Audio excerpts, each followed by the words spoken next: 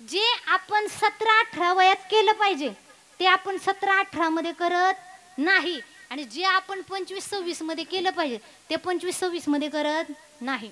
9वीतला कॉलेजची लांबची गोष्ट आहे, 9वीतलं पोरग ते आपला आयटम आहे.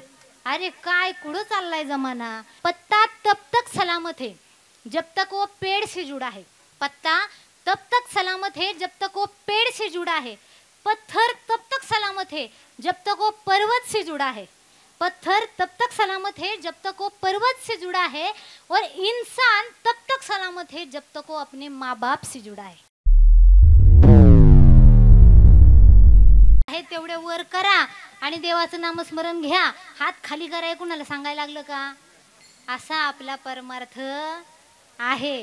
म्हणजे परमार्थ आपला असा की देव कुठं येत असतो का, आणि देव दर्शन देत असतो का. बरोबर का नाही? आपल्या भक्तीमध्ये प्रश्नचिन्ह आहे. काय आहे बाबा? प्रश्नचिन्ह आहे. आपण म्हणतो देव काय येत नसतो आणि देव दर्शन देत, मग देव येत पण नाही आणि दर्शन. किती छान वाटलं पहा ना. विठ्ठल माझा माझा, मी विठ्ठलाचा. किती छान वाटलं. मी विठ्ठलाचा आहे आणि विठ्ठल माझा आहे. बरं वाटलं का नाही ऐकायला? देव माझा, मी देवाचा. किती छान वाटतं. म्हणजे जसं आपण म्हणतो ना की नवरा माझा, बायको माझी, पोरग माझं, पोरगी माझी. बरोबर का नाही? हे माझं माझं काबाड आयुष्यभर वागवायचं. वागून वागून वागून वाकून जायचं, परंतु वज काय खाली टाकायचं, शेवटी वाकून जायचं. बरोबर का नाही? शेवट होतो पण वज काय खाली टाकत आपण नाही. परंतु माझा देव म्हणा ना, मी देवाचा आणि देव माझा. तो देव आपला झाल्याशिवाय राहणार नाही. फक्त त्या देवाला काय म्हणायचं? देवा तू माझा आहेस. मुलं म्हणतात ना आता, तू माझी होतीस, तू माझी आहेस आणि तू माझीच, असे ते 1000 जणींना म्हणतील. विश्वास ठेवायचा मुलींनो. विश्वास ठेवला की आपली श्रद्धा बनते. आपले सुद्धा शरीराचे 35 तुकडे होतात. त्यामुळं असल्या शब्दांना भुलायचं. तू माझी होतीस. 9वीतलं शेंबड म्हणतं. 9वीतलं काय? कोण? 9वीतलं शेंबड करतोय तर आपला आयटम आहे. त्याच्याकडं कोणी बघायचं? 9वीतला कॉलेजची लांबची गोष्ट आहे. 9वीतलं पोरग, अरे शेंबड्या पेड खाली आली ती वर घ्या आधी, मग म्हणते आपला आयटम आहे. अरे काय कुठं चाललाय जमाना. मग असं जर 9वीत असताना, हे पा तरुण मंडळ, आपलं कुठं चुकतं माहितीये का? जे आपण 17-18 वयात केलं पाहिजे ते आपण 17-18 मध्ये करत नाही, आणि जे आपण 25-26 मध्ये केलं पाहिजे ते 25-26 मध्ये करत नाही. आपण 17-18 मध्ये काय करतो? एखादी आपली प्रेयसी पाहतो, तिच्यावर खूप प्रेम करतो, तिच्यासाठी एवढं सेन्सिटिव्ह राहतो की तिच्याकडे कोणी जरी बघायला लागलं आपण म्हणतो त्याचे डोळे काढून हातात. किती वयामध्ये? 17-18 मध्ये. 17-18चं वय असतं काहीतरी उद्योग धंदा पाहायचं, कष्ट करायचं, 4 रुपये कमवायचे, आपल्या पायावर उभं राहायचं. परंतु आपण त्या काळामध्ये पोरींच्या मागे लागतो. आणि मग 25-26 वयात ज्या काळामध्ये खरंच तुमच्या आयुष्यामध्ये कोणतरी एखादी स्त्री येते, त्या काळामध्ये आपण म्हणतो आता मी 26शी ओलांडली, आता पैसे आले पाहिजे, आता पैशाचे आपण मागं लागतो. मग ज्या वेळेस तुम्ही या 17-18च्या वयात ज्या प्रेयसीसाठी तुम्ही दुसऱ्याचे डोळे काढायला तयार असताना, 25-26 वयात ज्या वेळेस तुमची बायको घेऊन तुम्ही चाललाय, बायकोच्या हातात एक मुलगा आहे, एक बॅग आहे, तुमच्या हातात एक मुलगा आहे, दुसऱ्या हातामध्ये 2 बॅग आहेत, आणि तुम्ही आता रेल्वेमध्ये चढायला जाताय. रेल्वेत चढता चढता गर्दीमध्ये हा तो येऊन तुमच्या बायकोला हात लावतोय, कुठं पण स्पर्श करतोय. त्यावेळेस तुमचं लक्ष बायकोकडे नसतं की बायकोला कोणाचा स्पर्श होतोय का नाही. तुमचं लक्ष सीट मिळवण्याकडे असतं. मला पुढे जाऊन सीट मिळवायचे. मग ज्या 17 वयामध्ये प्रेयसीकडे वाकड्या नजरेने पाहिलेले तुम्हाला बघवत नव्हतं, आज तुमच्या स्वतःच्या बायकोच्या शरीराला कोण पण हात लावत असतं, पण तुमचं लक्ष तिच्याकडं नसतं. कशामुळं? कारण ज्या वयात जे केलं पाहिजे ते केलं नाही. 17-18 मध्ये कष्ट केले पाहिजे ते केले नाहीत, आणि 25-26 मध्ये बायका पोरांचा सांभाळ केला पाहिजे तेव्हा कष्टाच्या मागं लागलेत, आणि मग नाती तशीच अर्धवट राहिली. त्यामुळं जे करायचं, माऊली 16व्या वर्षी माऊलींनी ज्ञानेश्वरी दिली. शिवाजी महाराजांनी 16व्या वर्षी स्वराज्याचं तोरण आमच्याच शेजारी तोरणागडावर बांधलं. कितव्या वर्षी? 16व्या वर्षी. नाताचं कार्ट म्हणतंय 16वं वरीस धोक्याचं व 16वं वरीस धोक्याचं. अहो 16वं वरीस धोक्याचं नाही, 16वं वरीस मोक्याचं असतंय. कशाचं? मोक्याचं असतंय. त्यामुळं आपला पाय कुठं सांभाळायचा हे 16व्या वर्षातच. एक तर चांगल्या वाटेला जायचं का वाईट वाटेला जायचं आपल्याला 16व्या वर्षीच कळतं. त्यामुळे सांभाळून पाय टाका. चुकून तुमचा पाय जर परमार्थात पडला तर तुमच्या आयुष्याचं सोनं झाल्याशिवाय राहणार नाही. त्यामुळे परमार्थामध्ये या, संतांची संगत करा, भगवंताचं नामस्मरण करा. तो भगवंत तुमच्यासाठी धावून आल्याशिवाय राहणार नाही. अरे तुकोबा, कळालं मला, सगळं कळालं, परंतु अरे तुझ्यासाठी काहीतरी मागाय सांगितलेलं, तू काही पण मागत राहिला.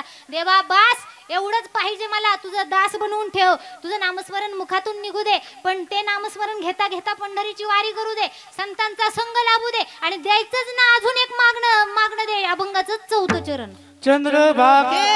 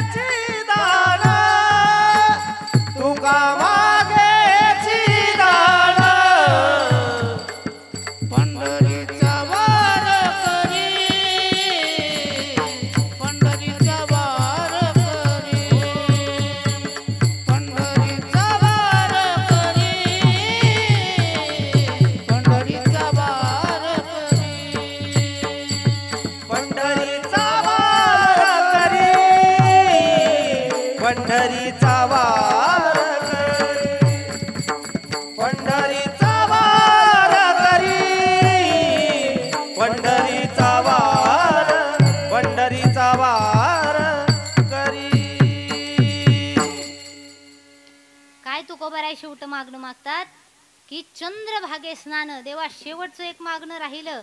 वारीमध्ये चालत येणार, पण वारीमध्ये चालत आल्यावर दरवेळेस मला सुंदर असं चंद्रभागेचं स्नान व्हावं. तुकोबारायांनी पहा आपल्याला रीत सांगितली परमार्थाची. कशी? की आधी तुम्ही भगवंताचे दास झाले पाहिजे, तुमच्या मुखात त्याचं नामस्मरण सतत आलं पाहिजे, त्याचबरोबर तुम्ही पंढरीचे वारकरी झाले पाहिजेत, प्रत्येक वर्षाची वारी केली पाहिजे, संतांची संगत केली पाहिजे, देवाच्या नामस्मरणात संतांच्या संगत वारी करत पंढरीला गेलं पाहिजे. आणि पंढरीला गेल्यानंतर सगळ्यात पहिली गोष्ट म्हणजे चंद्रभागेला जाऊन तिचं आधी दर्शन घ्यायचं, नंतर चंद्रभागेमध्ये स्नान करायचं, आणि स्नान केल्यानंतर पुंडलिकरायांचं दर्शन झाल्यानंतर नगर परिक्रमा झाल्यावर महाद्वारामध्ये प्रवेश करायचा. महाद्वारात प्रवेश झाल्यानंतर आत गेलं, जिथून भगवंताचं सुंदर असं रूप दिसायला लागलं, काय करायचं महिला मंडळ? मंदिर किती छान बांधलंय, किती दगडी या सुंदर आहेत. अरे ही फुलं कशी काय गेली असतील, एवढ्यावर एवढ्या मूर्त्या कशा काय आल्या, आणि ह्या शेजारणीनी मग असंच का करते ती, आणि मग देवाचं एखादं नाव घेत असं, मग ही नावच का करते, मग ही दाखवण्यासाठी करते का, असे विचार करायचे. भिंतीकडे पाहायचं, हिच्याकडे तिच्याकडे पाहायचं. एकदा बारीला लागलं, पांडुरंगाचं रूप असं लांबून दिसायला लागलं. कसं?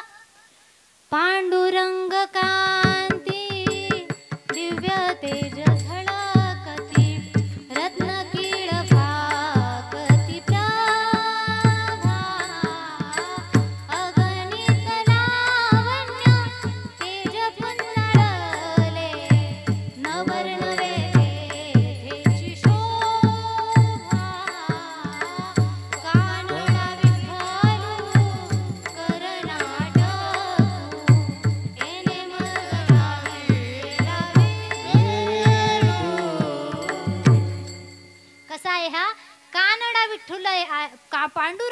कांती दिव्य तेज झळकती. त्याचं रूप असं लांबून दिसायला लागलं ना, दुसरीकडे नजर कुठंच टाकायची नाही त्याच्या रूपाकडं. त्याच्या पायापर्यंत जासपर्यंत त्याचं डोक्याच्या मुकुटापासून ते पायाच्या अंगठ्यापर्यंत रूप अख्खं निहाळायचं.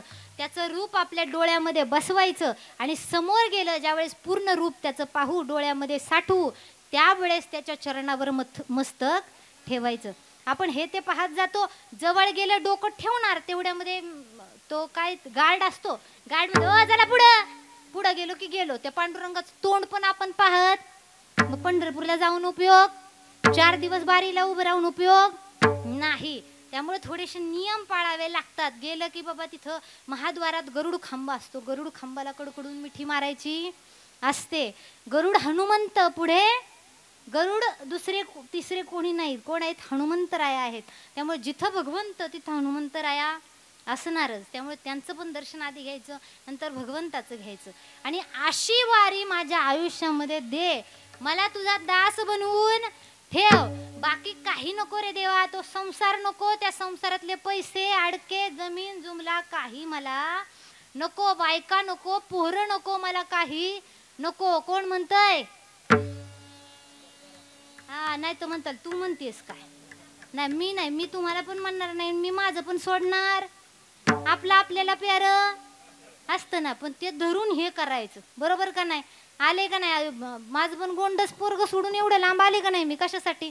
बा 4 शब्द भगवंताच्या मुखातून निघतील, थोडासा परमार्थ माझ्या हातून जाईल बाबा, भगवंताचं या हनुमंतरायाची सेवा थोडीशी घडेल यासाठी. बाकी तुम्ही म्हणताल हे ते तर आहेतच, ते प्रत्येक त्यासाठीच वाईट आहे पोट. बरोबर का नाही?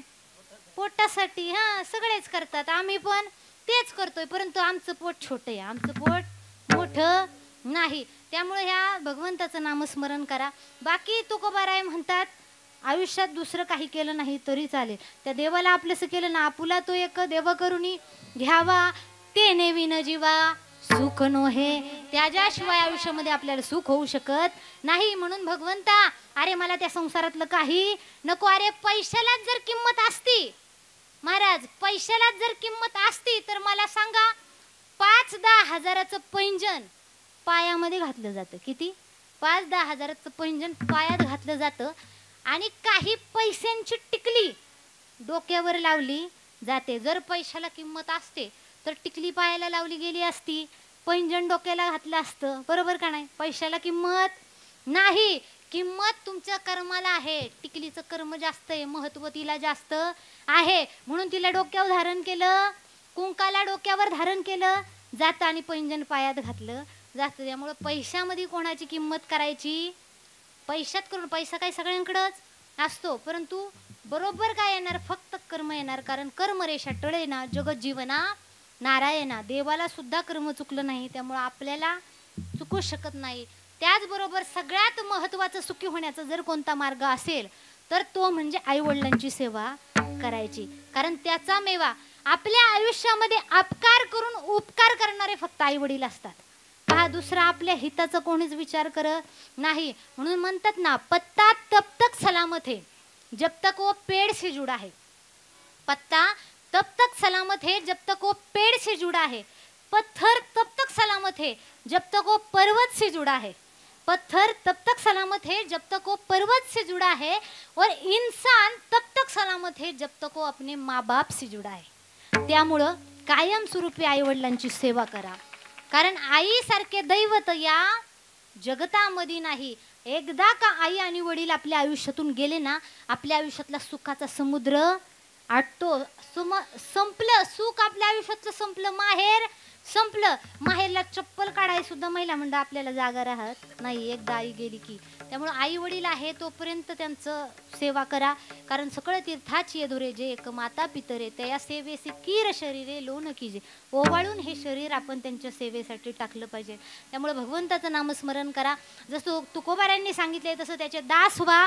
पंढरीची वारी करा, चंद्रभागेचं स्नान करा, त्याचबरोबर सगळ्या संतांची संगत करा. आयुष्यात एवढं केलं, दुसरं काही करायची गरज नाही.